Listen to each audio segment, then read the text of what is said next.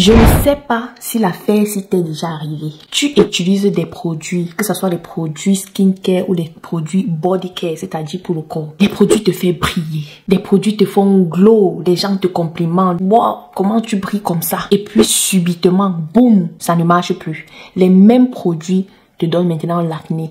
Les mêmes produits irritent ta peau. Les mêmes produits te rendent ton visage pâle, ton teint pâle. Tu ne comprends rien du tout. Tu te demandes, mais est-ce que quelqu'un est venu changer mes produits dans la nuit? Ou bien on a mis quelque chose dedans que je ne sais pas. Si l'affaire là t'est déjà arrivée, maman, dis-moi ça en commentaire. Et surtout, dis-moi comment tu as fait pour rebondir, c'est-à-dire gérer la situation.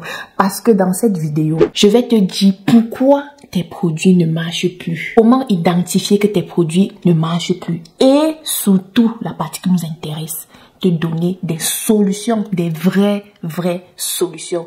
Donc reste avec moi jusqu'à la fin de la vidéo parce que ouais, tu es encore ici chez Comment Vivre Vivant. Et comme toujours, ce sont des vidéos inédites. Let's go!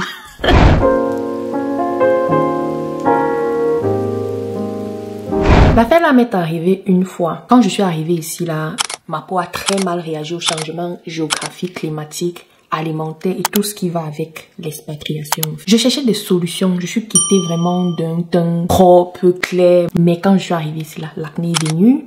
Des petits boutons sortaient de mon visage comme ça là. Alors qu'au Cameroun, je faisais pas de gommage, je ne faisais rien de vraiment skincare quoi. J'utilisais juste un lait de toilette simple avec un sérum à la rigueur. Donc quand je suis arrivée ici, ma peau a très mal réagi et je cherchais des solutions. C'est là où je suis tombée sur les produits Ordinary ou bien les sérums ou les soins de peau sur YouTube. Je regardais les filles recommander, utilise ci, utilise ça, utilise ci, utilise ça. Et puis chaque jour, j'achetais des produits pour essayer. Every day, j'achetais des produits pour essayer contre l'hyperpigmentation. Bon, c'est le moment là que j'ai su que bon, le fait que mon visage noircit, mon corps devient pâle, j'ai les boutons et tout, c'est de l'hyperpigmentation quoi. Et aussi un peu de l'acné. J'ai commencé à utiliser des produits, les rétinols, les acides lactiques, acide salicylique, j'ai vraiment et tout utilisé. Et ça a commencé à aller. Ça a commencé à aller. Mais subitement, j'ai commencé à avoir des boutons en fait, ce qu'on appelle skin breakout. En anglais, skin breakout, c'est-à-dire la peau était vraiment irritée. Et les mêmes petits boutons que je combattais revenaient. Mais ça revenait différemment, un peu comme de l'acné ou bien, je sais pas, les petits boutons qui sortent un peu souvent sur le corps de l'enfant, un peu comme la chaleur pour ceux qui vivent dans les endroits où il fait très chaud, vous connaissez un peu de quoi je parle. Ça venait en plat comme ça venait surtout sur les lèvres comme ça là. Mais je ne comprenais rien. I didn't understand. Qu'est-ce qui ne va pas? Qu'est-ce que je fais mal? C'était ça ma question. Et je me suis mise à faire des recherches. C'est que tu dois comprendre. Quand je dis ici, utilise ci, utilise ça, il faut suivre. Et non seulement suivre ce que je dis ou les recommandations que je dis, il faut surtout mettre ce que je dis dans ton contexte. Parce que parfois les recommandations que je dis sont juste globales. Ce n'est pas cas par cas. Il faut que toi-même, tu t'intéresses vraiment. Genre, tu regardes vraiment le problème que tu souffres. Bien, il faut, parfois même, je recommanderais même de te faire diagnostiquer s'il faut même.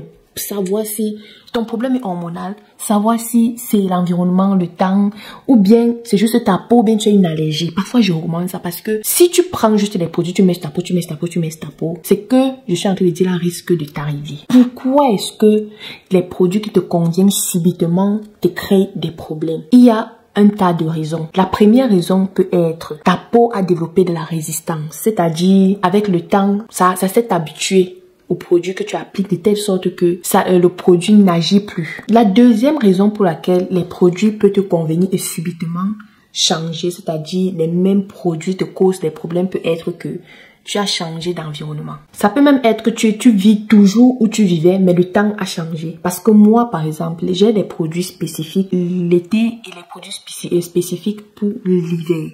Je n'utilise pas les mêmes parce que ma peau réagit différemment dépendamment du temps. Donc, toi-même, tu dois observer si le temps affecte ta peau. Savoir comment adapter ta routine dépendamment du temps. La troisième raison peut être une allergie. Tu peux utiliser un produit pendant un début. La substance est trop concentrée en toi. Ça peut souvent arriver avec des produits comme le rétinol parce que c'est la vitamine A. Tu peux utiliser au début, ça marche bien, mais après un moment, ça ne marche plus parce que la peau en a déjà assez ou bien il y a too much dans le système, trop dans le système.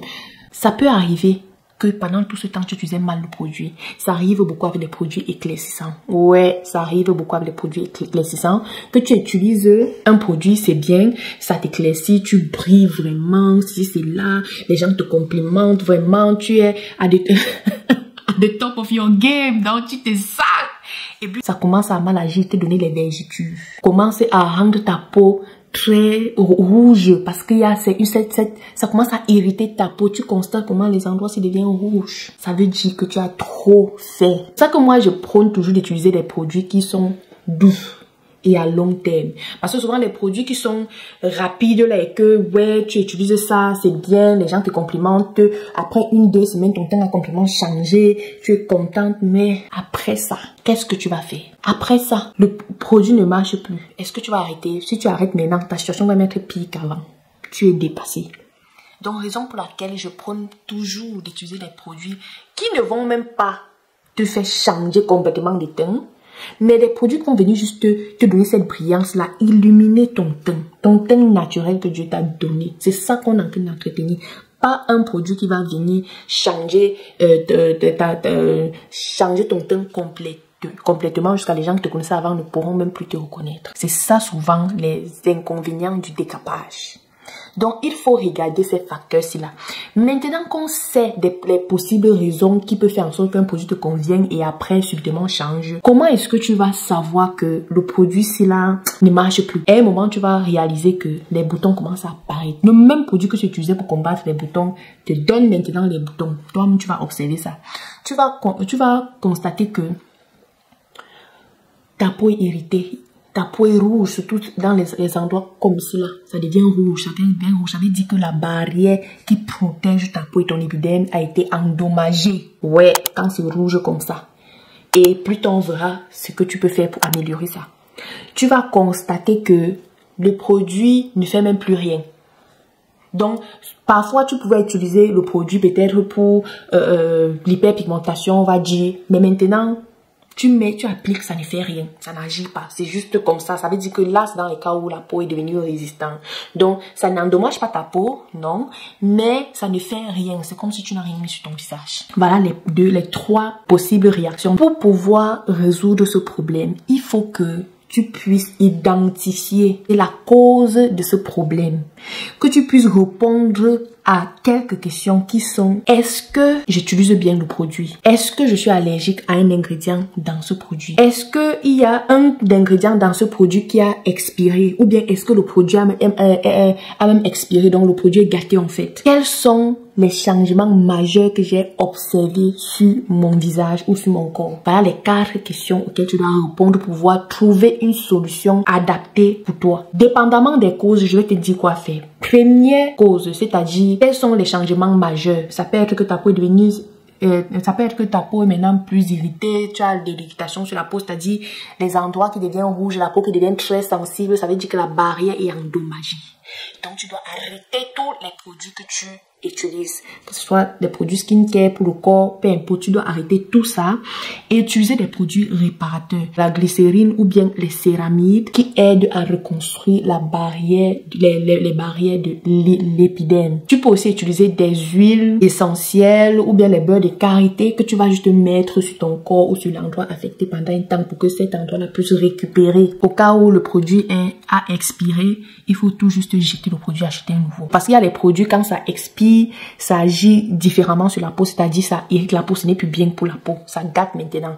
Donc il faut jeter ça et tu achètes un nouveau produit. Dans le cas où tu constates que tu es allergique à une substance dans le produit, il faut juste arrêter d'utiliser le produit et chercher l'équivalent de ce produit-là qui peut-être ne contient pas la substance à laquelle tu es allergique. Parce que la plupart des produits, que ce soit les sérums, les sérums contre l'hyperpigmentation, contre l'acné, ces produits-là ont plusieurs gammes. Allant des produits pour peau sèche, peau gras, peau mixte, peau sensible.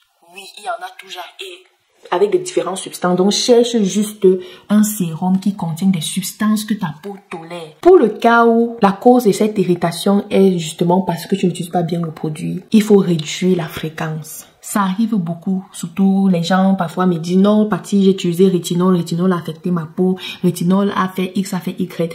Parfois, les gens utilisent le rétinol, surtout quand tu n'utilisais pas avant. Donc, tu utilises le rétinol à une grande fréquence, c'est-à-dire 2 fois, 3 fois la semaine, alors que tu viens tout juste de commencer le produit. Ce n'est pas bien. Ça va irriter ta peau.